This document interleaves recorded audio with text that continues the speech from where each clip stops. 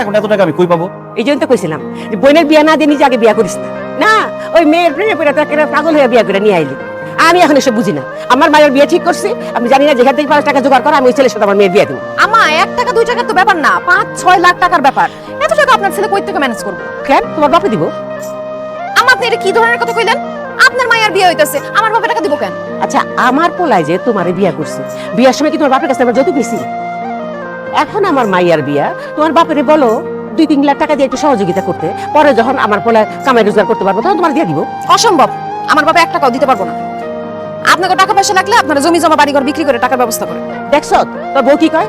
বাড়িঘর বিক্রি করার কথা কইতাছে। বিদিত করে এখন মজাটা বুঝতেছিস না? আরো বুঝবি। যে মাইয়া বিয়ে করছো, তুই মরণের সময় ওর বাপে তোর মুখে 1 গ্লাস পানিও দিব।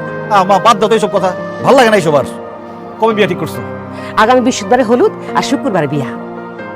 কি কও মা? আর তোমার